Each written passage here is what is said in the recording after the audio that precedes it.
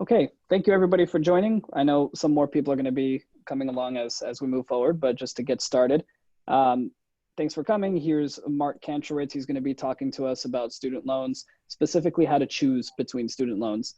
Some common questions we get toward the start of all of these webinars, so I just want to address them real quick. It is being recorded. We're going to post that link to YouTube. We'll be in contact about our channel and where to find that after this meeting. You guys should have gotten the slides beforehand, but if you didn't, we're also going to send that in a follow-up email to this meeting. So in other words, recording that's happening. You guys are going to get that. And the slides are also, they've already been sent out, but they will be sent out again. So thank you very much for coming. Mark here is the expert when it comes to student loans. He's been quoted in over 10,000 articles, constantly mentioned in major news sites. But more importantly than anything, he's going to be able to answer any question you guys have. So please come with questions. If you have them, please write them down in the Q&A side of like the bottom, basically the tab of Zoom. You should be able to see that. Write any question you have. I'll be aggregating them. My name's Julian, and then Mark will be answering them after his presentation. So I'll leave it to you, Mark. Thank you, Julian. So today's webinar is about how to choose a student loan. Our previous webinars have been about how to borrow student loans, how to repay student loans, how to refinance student loans, and student loan forgiveness. So this is continuing our Student Loans 101 theme. So the first thing that you need to do is to budget before you borrow. You want to have your total student loan debt at graduation less than your annual starting salary. If your total debt is less than your annual income, you should be able to repay your student loans in 10 years or less. So you want to try to keep that student loan debt in sync with your annual income after graduation. Now, you should focus on free money first, which includes gift aid like grants and scholarships. Another option is to get a part-time job. So money you earn is less money you'll need to borrow. But if you do get a part-time job, you should work no more than 12 hours a week, because students who work a full-time job are half as likely to graduate as students who work 12 hours or less a week.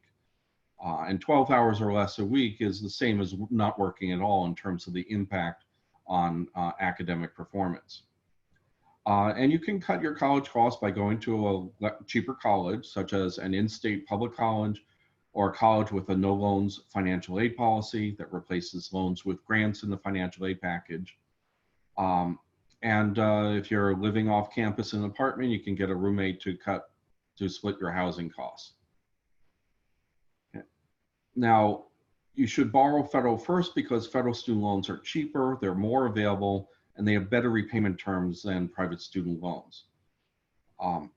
They have fixed interest rates, they have more flexible repayment plans and deferment and forbearances. We'll get into that in a bit.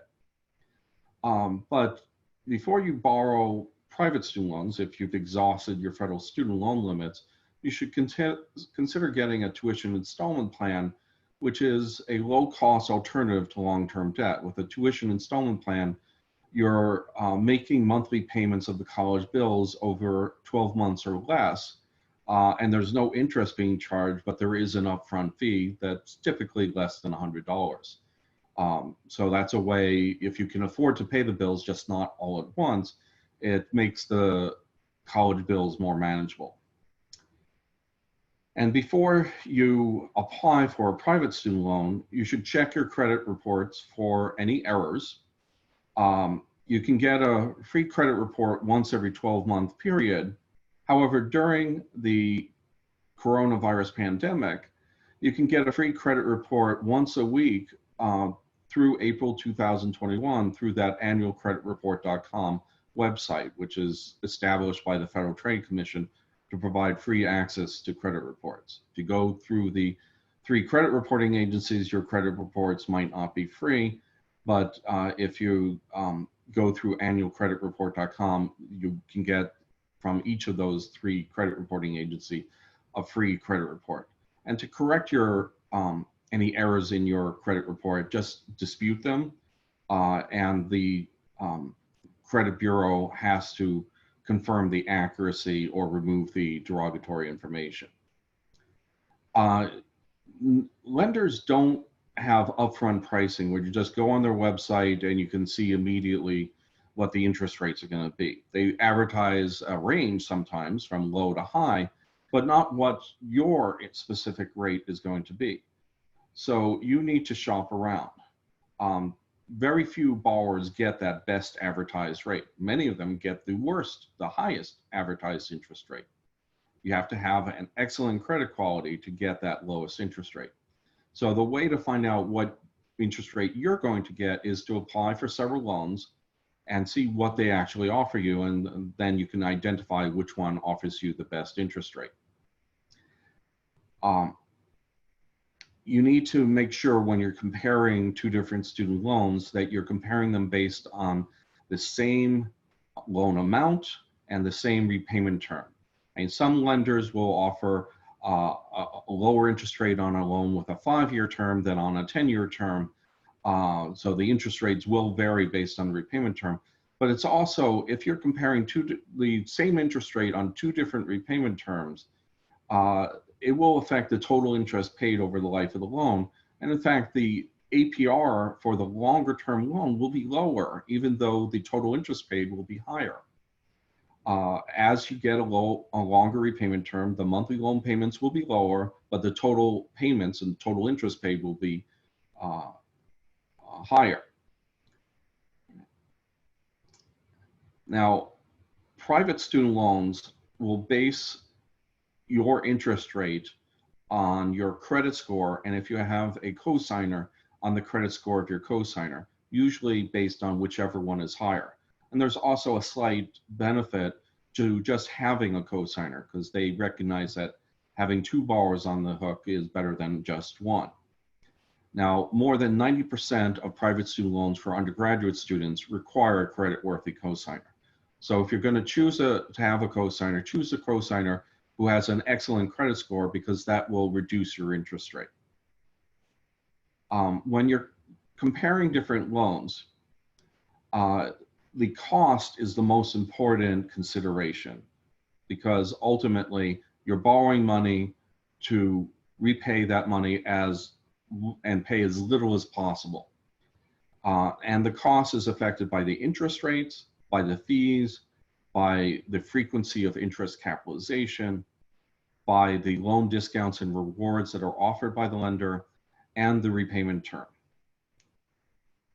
And if you have a choice between a fixed and a variable rate right now, which many lenders do give you that choice, you should focus on a fixed rate, because interest rates are at or near historic lows. However, in one scenario, you might want to consider a variable rate, which is if you are capable of paying off the debt in full within a few years and you fully intend to do so, and the variable rate will yield a lower monthly interest rate that can change. It can increase over the life of the loan. But if you pay it off before interest rates rise too much, you will potentially save money. So in this chart, I'm showing you the impact of a different repayment term on the monthly payments and the total payments. This chart assumes a $10,000 loan with a 5% interest rate. And you need to compare both the monthly payments and the total payments, since differences in the repayment term can affect both of them. So be very careful about looking at a loan which the lender says you will save money either by focusing on difference in the monthly payments or in the total payments in isolation. They need to, if they don't give you information about both, it's misleading. And as you can see from this chart, increasing the repayment term will decrease the monthly payment, but it will come at the cost of increasing the total interest, the total payments over the life of the loan. And to recast this in relative terms, here's a chart that looks at the percentage difference, comparing it to the standard 10-year repayment term. A 5-year term has an 11% lower total payments than a 10-year repayment term, but the monthly payments are more than 3/4 higher. A 20-year repayment term has monthly payments that are about 1/3 lower than the 10-year repayment term, but the total payments are about 1/4 larger. And a 30-year repayment term, which is at the bottom row of this chart, cuts the monthly payments in half compared with a 10-year repayment term, but it increases the total payments by more than 50%. So you can see what the impact is of the repayment term on how much you're going to pay per month and how much in total. Sometimes you prefer to have a lower payment, but you will recognize that it's going to increase your costs. Sometimes you want to choose as high a payment as you can afford to save as much money as possible over the life of the loan. Now, aside from the cost of the loan, there are a whole bunch of differences among the lenders. So we've introduced a new student loan rating methodology. Just like we have 5 cap ratings for college savings plans, for 529 plans and Coverdell Education Savings Account, we have introduced a new student loan 5 cap rating. And our goal was to align this rating system with the borrower's best interest. Whatever is in the borrower's best interest yields a lower, a higher rating, and therefore ranking closer to the front. So that if a lender wants to get a better rating on their student loans, well, they can do that by making their loans better for borrowers. This rating system is data-driven and formulaic with no subjectivity in the scoring of a loan program. It's 100% objective in its analysis. We have evaluated several dozen variables along multiple dimensions. And the ratings are rounded up on a scale from 1 to 5 caps, graduation caps, in half cap increments.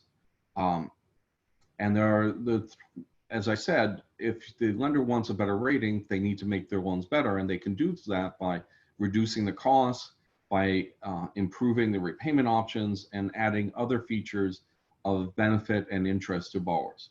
Now, when we started this process of developing this methodology, we encountered many challenges in comparing lenders.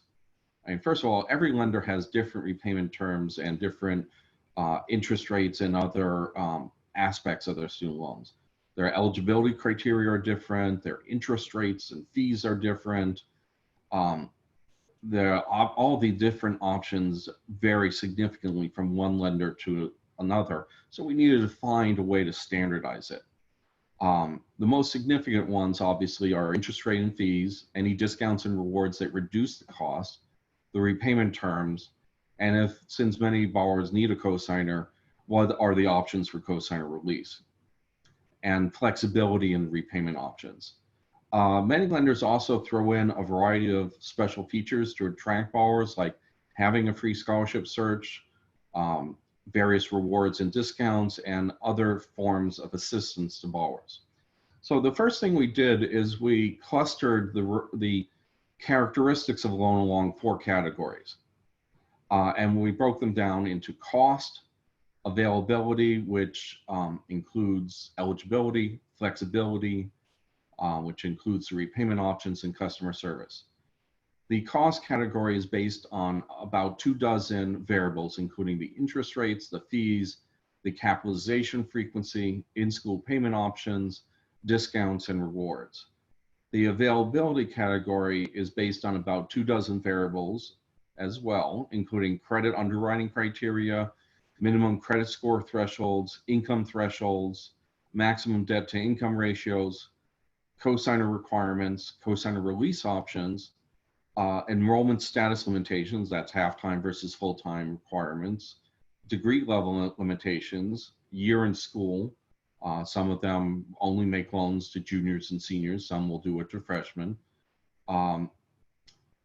The field of study limitations, some will only lend to borrowers who are majoring in a particular subject. This is more common for graduate school than for undergraduate school. The loan limits both on an annual and aggregate basis. The flexibility category is based on about 12 variables, including repayment plans, repayment terms, grace periods, deferments, forbearances, death discharges, and disability discharges. The customer service category is based on about 12 variables, including self-service options, call center characteristics, popularity of the loan, and complaint rates. Now, each of these categories is rated on a scale from 1 to 5 caps, and then they're blended to yield an overall rating for the loan program. And there are two main types of variables within a category. One is a numeric variable that can directly translate into the 1 to 5 CAP scale. But some variables are more categorical in nature, including some of those numerical variables. A categorical variable is treated as an addition or subtraction to the category ratings by a small increment. And within each category, we combine the variables, their impact, usually by a weighted average, except for the additions and subtractions. And then the 4 category ratings are combined again with a weighted average. So this is a weighted average of weighted averages. And one of the reasons why we treat some of the numerical variables as categorical is because eligibility or use of that variable is limited. Like, not everybody does auto pay, but it is available. That's an advantage, but it's not something that we can universally assume is going to reduce every borrower's interest rate. It's a fraction of the borrowers who get the benefit of that. So we usually would do that potentially as an addition as opposed to and subtracting it from the score. But it depends on the specific situation. So in the cost category, we decided to try to standardize everything. And unlike other rating systems that other people may have, we're not ranking lenders by the interest rates directly, but rather by using them to calculate the monthly loan payment on a standardized repayment term so that we can calculate what is the net cost to the borrower per dollar borrowed. So for example, we will add the loan fees to the loan balance, which is not as simple as adding them as a percentage, but rather calculating what the loan amount would need to be so that after subtracting the fees, you get the same desired amount, such as $10,000 net. And we standardize the repayment term, as I noted earlier, because differences in repayment terms can affect the total cost of the loan. So we wanted to have more of an apples to apples analysis. And we recognize that fixed interest rates may depend on the length of the repayment term, and we adjust it accordingly using an index rate trajectory model. Now, variable rates are converted into equivalent fixed rates using an index rate trajectory model for the full repayment term. So we make predictions as to where we think index rates will head in the future, and then we calculate what the equivalent fixed interest rate would be based on that future repayment interest rate trajectory.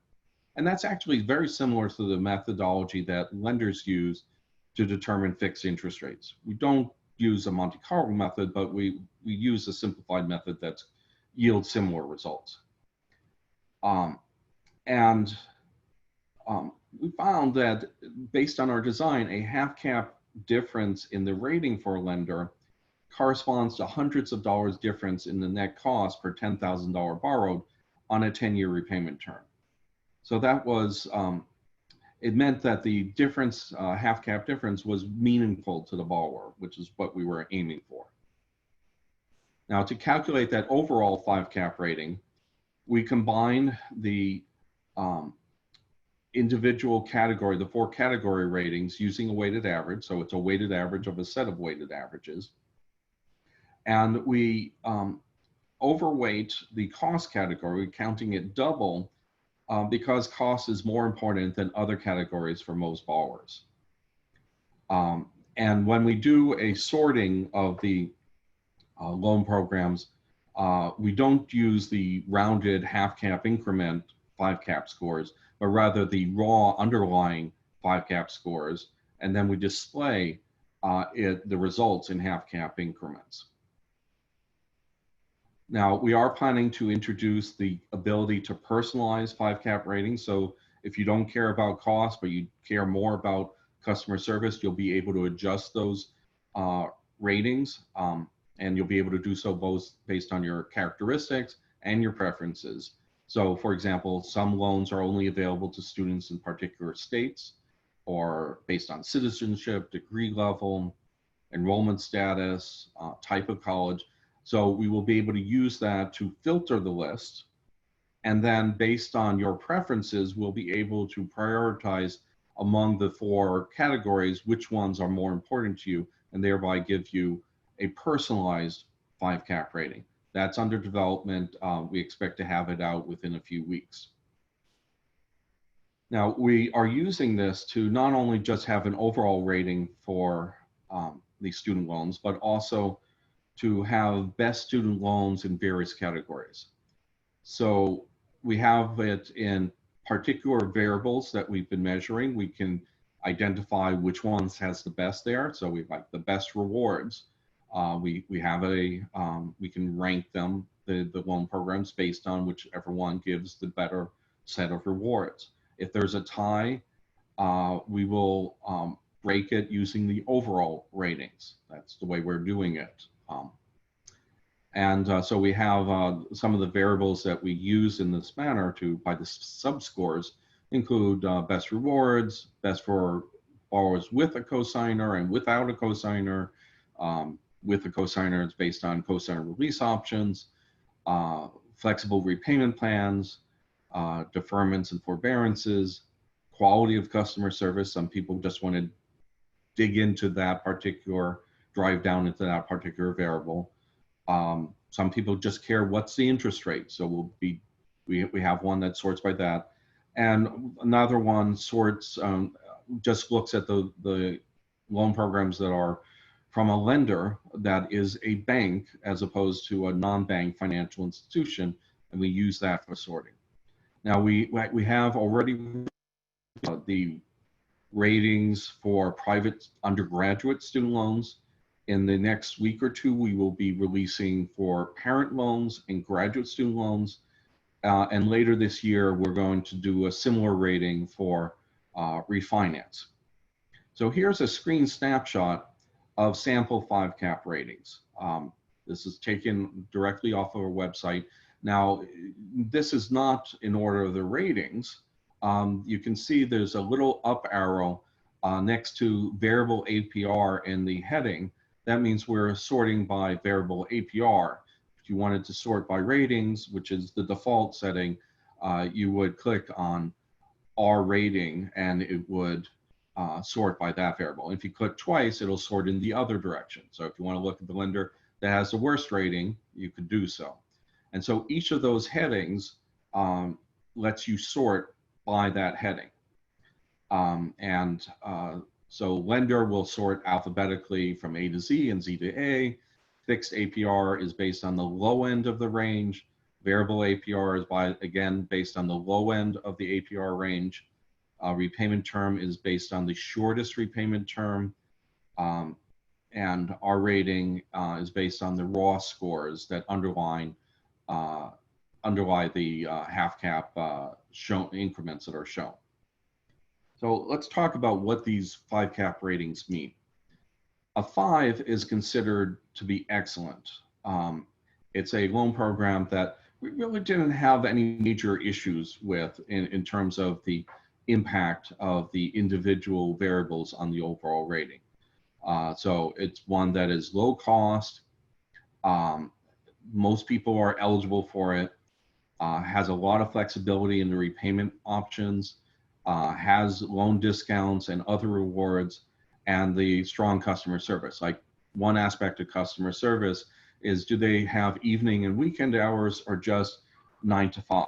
And 9 to 5 that is beneficial to all time zones, or just in one particular time zone.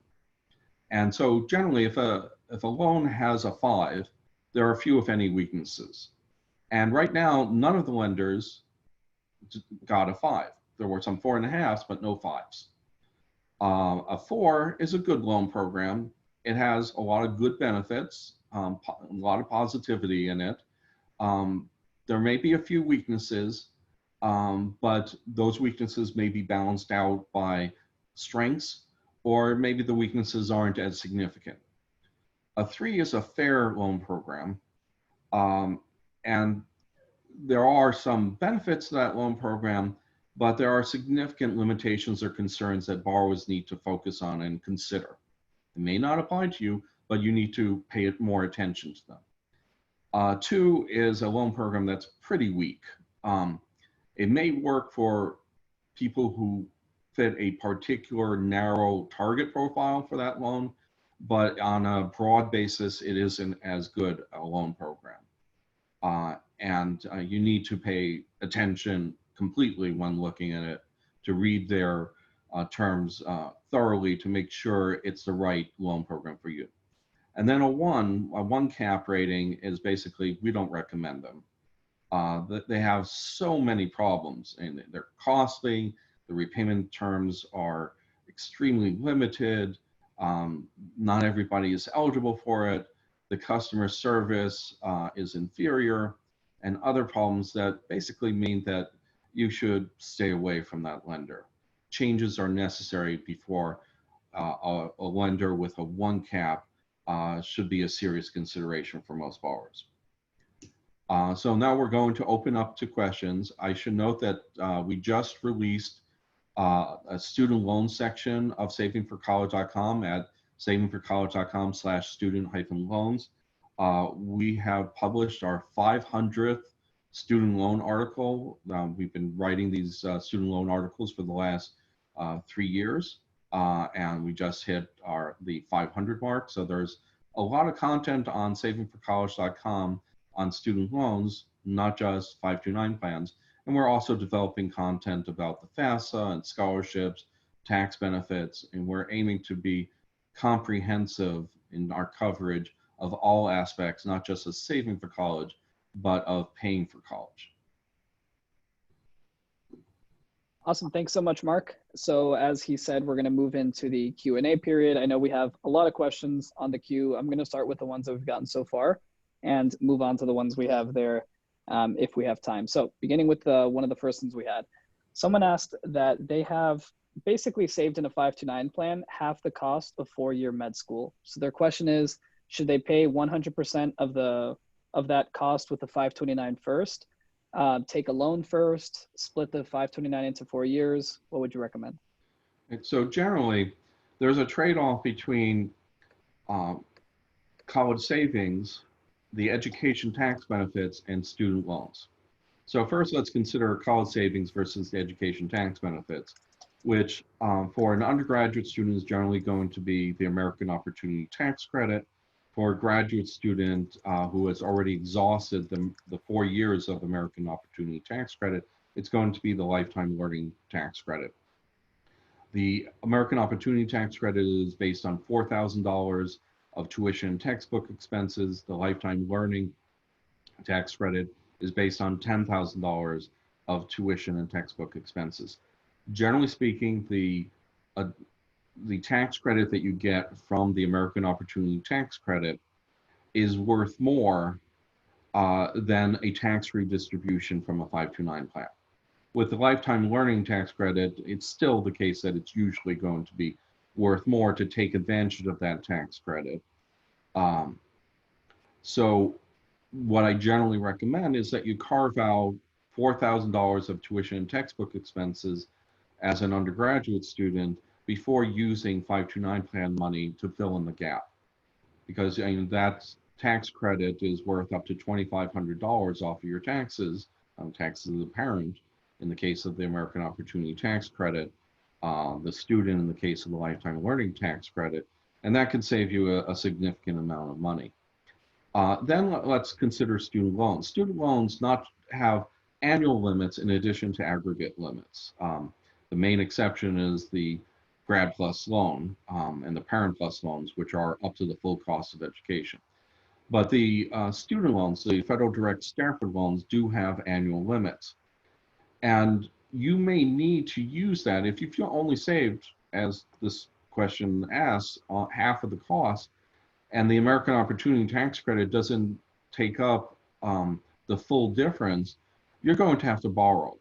And given that there are annual limits, and for a dependent undergraduate student, this ranges from $5,500 to $7,500, you may need to have that borrowing each year because your total need for debt to fill in the gap may exceed just the senior loan limits. So what you need to do is figure out how much you're going to cover with savings, how much with American Opportunity Tax Credit, how much with other resources, and then that gap, what is that total gap? And then using those annual loan limits, working your way backward from the senior year to the freshman year, figure out what your annual limits are, subtract them in turn until you see how much you're going to need to borrow each year. It may, because you want to borrow as to the extent possible later in your college career than earlier so that you minimize the interest that's accumulating. So it may be that you need to borrow every year, or you might be able to skip your freshman year borrowing, but borrow during your sophomore, junior, and senior year. So once you figure that out, then after you maximize American Opportunity Tax Credit, then you carve out the amount that you're going to need to borrow, and then you use the 529 plan money to fill in the gaps around that. And that's the optimal strategy. Got it. Another question we have here, someone asked, if you have received funding back from the loan you took out, should you send the money back or should you just keep it for the next school year? Well, depends on the type of loan. If you have a subsidized loan, the federal government's paying the interest while you're in school, so there's no penalty for keeping that money. Whereas if it's an unsubsidized loan, you're going to be charged interest every month before the next year. So if you've gotten too much money, generally speaking, if it's an unsubsidized loan, like a private student loan, you should return the excess money to the lender to minimize the interest that you're going to be charged during that in-school period. Now, sometimes people, maybe they borrowed private loans for their undergraduate education, and now they're getting, they can borrow up to the full cost of education using the Stafford and Grad Plus loans as a graduate student. So they might want to borrow more than they really need as a graduate student in order to pay off the private student loans that they borrowed as an undergraduate student if those private student loans charge a higher interest rate, as they undoubtedly do. Certainly now with interest rates on federal student loans at very low, historic lows, 2.75% for undergraduate loans and 4.3% for graduate student Stafford loans. 5.3% for the Grad Plus loan. Gotcha. Another question here, can you refinance a loan after say 3 or 13 years? Is there a limit on when you can refinance? There are no limits on when you can refinance a loan. The new loan will come with a new repayment term, so you're going to be stretching out the term of the loan. If you've got just 1 year left before your loan is paid off in full, why would you want to refinance? But you can do so at any point in time. In fact, generally speaking, if you're refinancing a private student loan, you should wait 2 years after you graduate to do so, because your credit scores will get lower and lower each year you're in school, because your credit utilization goes up because you borrowed more. And it takes a few years after you graduate, if you manage your credit responsibly, paying off every debt, not just the student loans, on time by the due date, for your credit scores to improve enough that you might save money by refinancing. Especially if you're going to try refinancing without a cosigner. And if your lender doesn't offer cosigner release, you can nevertheless release your cosigner from the responsibility by refinancing into a new private student loan without a cosigner. And also another factor that affects the credit scores are your duration of employment. If you've been, generally they want to see you have been with the same employer for at least 2 years. They want to see signs of steady employment. So the habit a lot of people have after they graduate to skip around from one job to the next every 6 to 12 months, that doesn't help your credit score.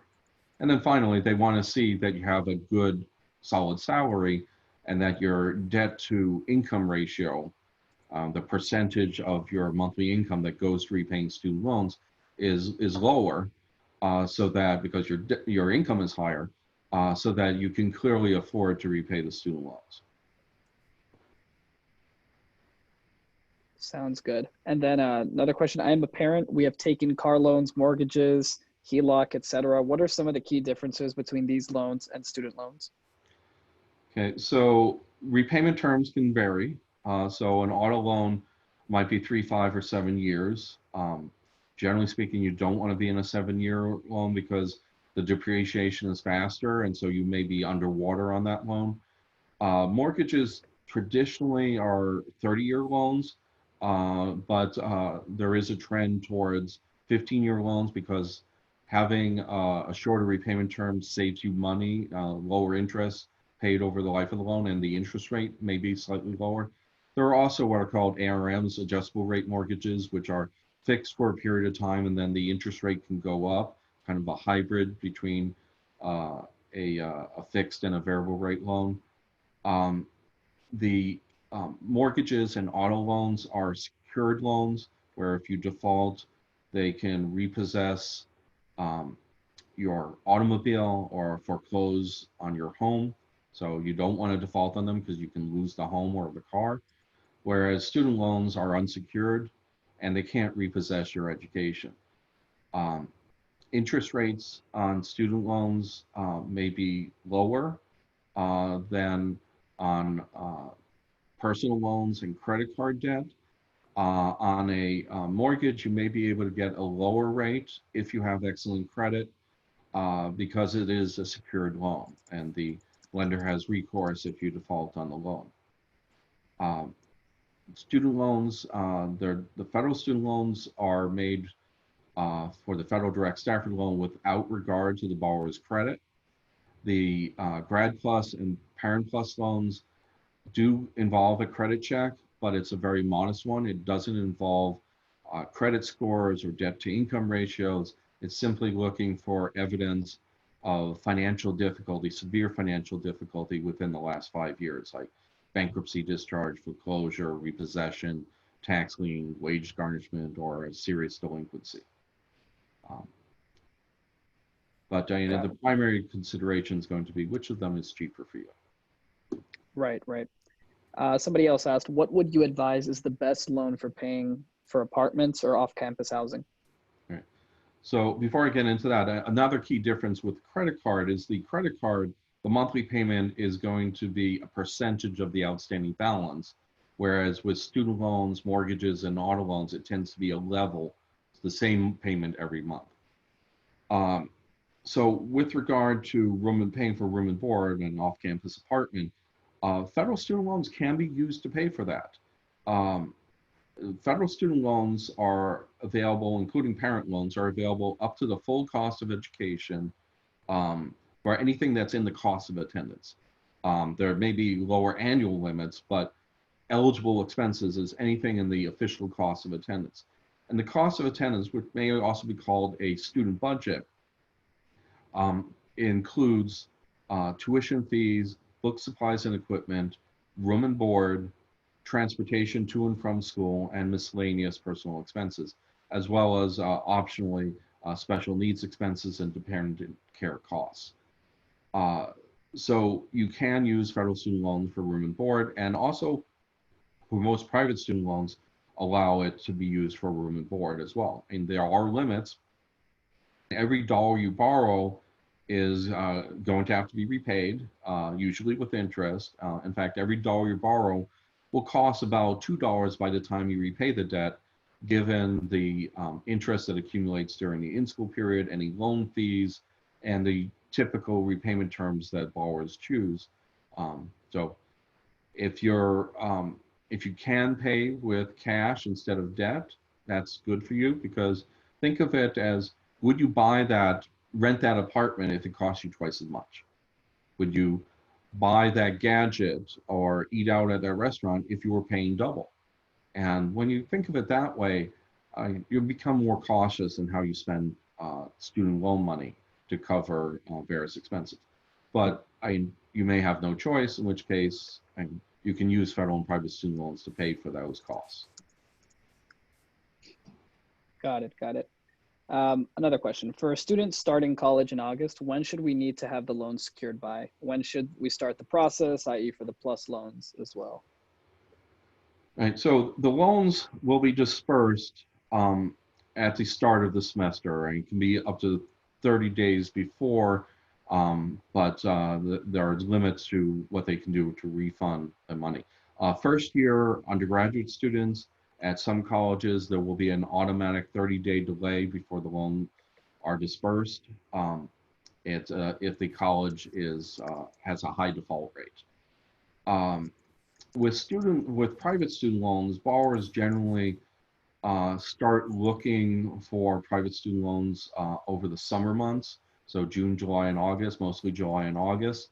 In fact, in the industry, this is referred to as the peak period for student loan borrowing. There's private student loan borrowing throughout the entire year. There's kind of a baseline level, but during those summer months, the interest in and number of loans originated jumps up by as much as 6 times, because you just got your financial aid award letter, you're worried about how to pay for it, you borrow student loans. And you should borrow federal first, and the process is going to be that you will need to go sign a master promissory note, which will cover your borrowing through a continuous period of enrollment of up to 10 years. And that's for one school. If you change schools, you'll have to sign a new promissory note. You'll have to go through what's called entrance counseling, which reminds you of the obligation to repay the debt and your rights and responsibilities and just the general nature of the debt. There's also something called exit counseling, which reviews the repayment terms and reiterates that even if you don't graduate or you are unhappy with the quality of the education, you still have to repay the debt. And then the school will draw down the money for your loans when you tell them how much you want to borrow up to the limits. They will draw down at the start of the semester to cover your costs. And if there is a credit balance after the loan proceeds and other financial aid are applied to tuition fees and other institutional costs, if you're living in a dormitory, they can apply it to that as well. Then any remaining credit balance will be refunded to you within 14 days. And you can use that money to pay for things like textbooks or rent in your apartment and such. But you should need to recognize that there may be a delay, and you may not be able to use that money to pay a security deposit, for example. The timing may be off with regard to that. Though a lot of the landlords who rent apartments around college campuses know about this, and they try to accommodate. Sounds good. Another question: how would you rate state-based alternative loan programs against private lending programs? Right. So state loan programs often have many of the same characteristics as a commercial loan. There are some states where the interest rates are lower, about a percentage point lower. There are some states where it's indistinguishable. Some of the states will provide specific benefits. Also, in general, many of these state loan programs are limited to students who are either state residents or going to college in the state, whereas commercial loans generally have much more widespread availability. And few are not licensed in particular states, and therefore you can't get that private commercial loan in that particular state, but they're constantly working to expand the eligibility for those loans. But generally speaking, a lot of these state loans really are very similar to the private student loans. Some of them will make the same rate available to borrowers without regard to credit score. So whereas commercial loans tend to tier their interest rate, so the better your credit score, the lower the interest rate you get. And some of the state loans will lend to borrowers that commercial lenders won't lend to, such as they'll lend to borrowers who are subprime. For that. Another question, please compare private versus parent loans for parents with excellent credit. I want to get my student off the loan, but also lower my rate, and my student may be freelancing after graduation, so not sure if they will be able to refinance. Well, a private student loan is borrowed by the student, usually with a credit-worthy cosigner, who in most cases is the parent. And so the lender generally will send the bills only to the student. Some will send duplicate billing to the parent as a courtesy. But if that borrower, that student, is late with a payment, it's going to ruin not just that student's credit score, but also the parents. And so the parents really need to keep on top of the student. If that student's irresponsible and you're basically giving them the keys to your financial future, that's why some parents prefer a private parent loan. Interest rates are sometimes different between the two, in part because even though the parent is a cosigner versus the parent is a borrower, both are usually the loans are being made on the strength of the parent's credit scores. But with a private student loan, the student is also obligated to repay the debt. And often what happens is the student has a thin or non-existing credit history, or if they do have a credit history, it's usually a bad one. But after they graduate, and college is a transition from one career to another, if they are responsible, their credit scores are going to improve pretty quickly within a few years. And then in the parlance of the student loan industry, they switch from being an unproven asset to being a proven asset. And so there is a possibility that having that student borrower on the hook will yield much better repayment performance than basing a loan just on the parent. So what I would suggest you do is you shop around. You can assess how responsible your child is in terms of fulfilling their obligations. Like, do you have to constantly remind them to clean up their room, or put the dishes in the dishwasher or in the sink to be cleaned? Do you have to remind them to do their chores? Or are they incredibly responsible? You never have to remind them of anything, and they're very good at managing their own money. You can help your child become a better borrower by teaching them financial literacy, maybe going through a financial literacy class with them so that you're doing something together. Because everybody can learn something useful from a financial literacy class, even personal finance experts can. So but you do need to shop around to see which is going to yield a lower rate and better fits your needs in terms of making sure that the student loan doesn't ruin your credit. Correct. And a related question, is there a point where you are ineligible for loans due to too high of a salary? Generally, if you have a very high salary, you're still going to be eligible for unsubsidized loans, both the unsubsidized federal loans and private student loans. Private student loans will love someone who has a very high salary because they know they're going to get repaid.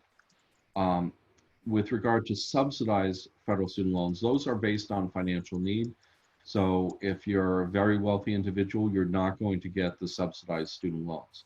The difference between a subsidized loan and an unsubsidized loan is the federal government pays the interest during that in-school period, during the 6-month grace period after graduation, and also during any subsequent periods of authorized deferment. Like if you go back to school as a graduate student, your loans will be once again in an in-school deferment, and the federal government will pay the interest on those subsidized loans for your second educational career. Right. Another question, if you're applying for a loan as a dependent child on parent taxes, do they look at the parent's income level? If so, how does that affect getting a federal or private loan? Right. So eligibility for federal subsidized loans is based on your expected family contribution, which is calculated after you file the free application for federal student aid, otherwise known as the FAFSA. And the FAFSA bases the expected family contribution on the income and assets of the student and the income and assets of the parents if that student is a dependent student, which most undergraduate students will be if they're traditional college age, straight out of high school. With regard to a private student loan, its base eligibility is based on your credit scores, as well as your debt to income ratios and income levels and other factors. And they look at not just the uh, credit profile of the student, but also of any cosigner, which is usually going to be the parents, but sometimes it could be someone else, like a step parent, an aunt or an uncle, grandparents. And so they will consider all of those factors, which means that um, they're not, and the way income factors in is you have to have at least a minimum income level, which depending on the lender could be anywhere from 18,000 to 35,000 in order to qualify for a loan. They also will look at the debt to income ratio, what percentage of your monthly income is going to repay all your debts, mortgages, auto loans, personal loans, credit card debt. They look at that to see if you have too much of a debt burden. And they have limits, saying some will say, with the student loans, you can't have a debt to income ratio above 40%, 45%, 50%. And they look at that and they consider it. So income can factor into whether you are eligible for the loan, and if it affects your credit score. The credit scores are the primary method that affects the interest rate on the loan. Your income level generally won't affect the interest rate. Your repayment behavior and how burdened you are with debt generally will. Gotcha. And what are your thoughts about using home equity lines of credit as a means for financing education? Okay, so there are two types of home equity loans. There's a loan and there's a line of credit, otherwise known as a HELOC. Generally, with a home equity loan, you're getting a fixed rate. With a home equity line of credit, it's usually a variable rate. If you get a home equity loan, you get the money for your entire education all up front, that money in the bank is going to count against you for financial aid. They reduce the amount of an asset based on if it's secured by a debt, they reduce it by the amount of debt that secures that asset. But the cash proceeds isn't secured, and the net worth of the family home is not reported on the FAFSA. It's not a reportable asset. So that cash from a home equity loan on your primary residence is going to count against you. The other factor is the interest rates can go up. And there's a difference in the risk. If you default on a home equity loan or a line of credit, you can lose the home. And as I said before, if you default on a student loan, they can't repossess your education. Some people might wish that they could, but the repercussions for defaulting on a student loan doesn't mean that you're going to lose any particular asset unless you've gone without any payments for an extended period of time and they sue you and they get a court judgment against you. They might be able to execute a bank levy or put a lien on your property. And the consequences for defaulting on federal student loan are pretty severe. They can garnish up to 15% of your wages administratively. They can intercept income tax refunds. They can offset up to 15% of Social Security, retirement, and disability benefit payments. They'll ruin your credit. Well, that's with any loan. The wage garnishment is administrative. With private student loans, they have to sue you, get a court judgment, then they can get a wage garnishment order against you. The federal government can prevent renewal of a professional license if you default on a federal student loan. Private lenders can't do that. They also can't intercept your income tax refunds, but they might, if they have a bank levy against you, they might be able to intercept it as soon as it hits your bank account. Right. Another question. We don't need a loan for our daughter until the second semester. Is it a disadvantage to find a loan during the fall, winter months? All right. So the lenders change their interest rates in two different ways. One is their interest rates are pegged to an index rate, like the LIBOR index, which is the London Interbank Offered Rate. which is an interest rate that banks lend to each other using. The prime lending rate, which is the published in Wall Street Journal. It's the rate that lenders offer to their best credit customers. So if you have excellent credit, that's the rate you would get. And the LIBOR can be the 1 month LIBOR or 3 month LIBOR. It's basically an average of the LIBOR over 1 or 3 months. So even if the lender doesn't change their interest rate formula, the interest rates that you get offered at different times a year will be different. And if the prevailing index rates go up, the fixed rate that you might be offered later might be higher. The other thing that lenders sometimes do is they change their interest rate formula, usually for competitive reasons. Usually the formula would change if it's going to change before the start of peak lending season. In other words, before June of each year. And that's usually just once a year. But the index rates, those change every month. For the time being, I don't think the index rates are going to go up anytime soon. So if you wait until the fall to get a private student loan, it probably isn't going to cause your interest rates to go up all that much. In fact, the Federal Reserve cut their interest rates back in March, and that has a big influence on the interest rates, the commercial interest rates, not just the federal interest rates. And if a lender uses a 3 month LIBOR index, that means an average of the LIBOR index rates over the last 3 months.